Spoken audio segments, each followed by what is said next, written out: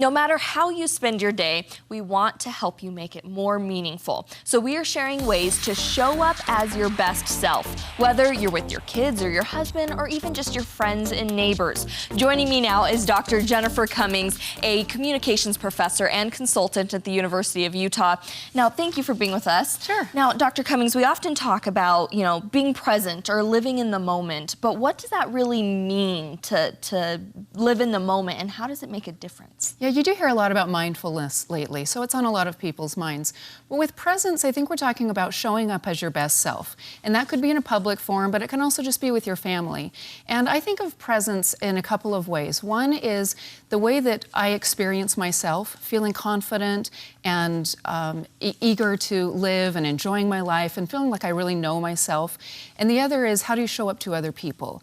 And are you focused? Are you present? Are you really in the moment and with them and enjoying that moment? So it's kind of a twofold thing. And you talk about with that, one of the methods to getting there is to just go all in. What does that mean? Well, what I think it means is that sometimes we live on autopilot, and sometimes we've got so many distractions. So to really show up is to give 100%. Now, not 100% of the time. None of us can do that. But we have a radar for those moments that really matter. I think we know when this conversation's important. Might be a first impression, might be a heart-to-heart talk, or when your kids come home from school. But in those moments that really matter, I think it's important and possible to give 100% to those. And so I think it's important to watch yourself and see how you're doing. Do you feel like you show up distracted, flustered? Are you multitasking a lot? Do you feel frazzled? Are you tired? Is there a lot of negative energy? So you want to watch how you're showing up and just start to make some course corrections. What could I do to be better focused, more positive, really engaged and committed to this conversation? Now, you mentioned being distracted, and distraction comes to all of us so much because we have so much going on. How do we keep that balance of not spreading ourselves too thin to where we don't get so distracted and can live in the moment? Right. I like this idea of building margins into our lives. So before you start your day, having a little buffer period where you can get focused and think about yourself and feed yourself. And then for little periods throughout the day, watching that you protect little buffers of time before you go into the next activity. So you can think about, what is this going to ask of me? How do I want to show up to this? And there are lots of different ways that we'll want to show up. Sometimes we want to be really sensitive, focused, compassionate. Other times we want to be very enthusiastic and bubbly, and sometimes we want to be assertive and to the point and take command of a situation. So building in time to think, what version of me do I want to show up with? And now you had mentioned giving 100%. That's not something that's I want to reemphasize this because that's not something that is realistic to do all of the time. No. We just can't do it. No. So what do we do? Well, I think you reserve those moments. So a big part of presence is working on yourself behind the scenes. And an interesting study found that people who reflected on their core values, their core personal values, and thought about what was important to them actually showed up with more presence. And it wasn't really even related to the task that they were asked to do, but they had lower stress, greater impact, and were perceived with having more presence. So I think you want to reserve periods of time to really reflect on yourself and work on yourself, and then you will naturally show up with a stronger sense of self. And it seems so often in this day and age, when you ask somebody, how their life is or how things are going, they often comment with, "Oh, I'm just so busy." That's kind of the top achievement these days, is we're busy.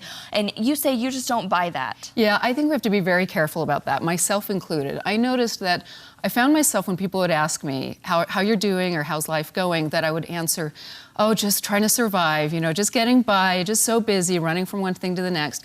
And it's true for all of us, but it shouldn't be a status symbol. Everybody's busy, and it's not really that impressive.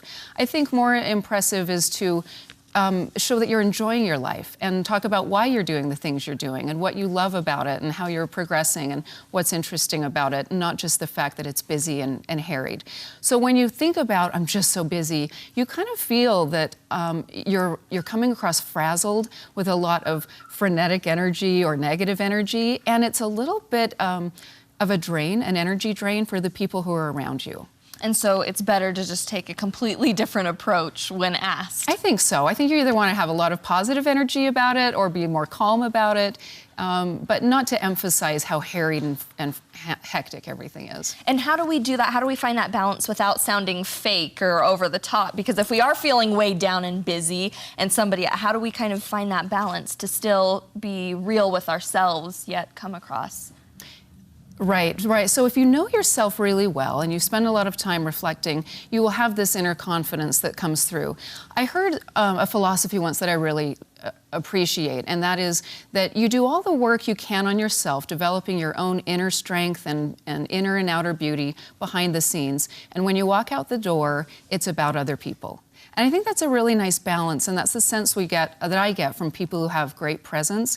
They really have a depth to them. They have a lot of confidence and self-assuredness, but they're not arrogant. They're very interested in other people. They show up with a lot to offer, but they also give a lot. They're very generous, and I think that's a great way to think about presence.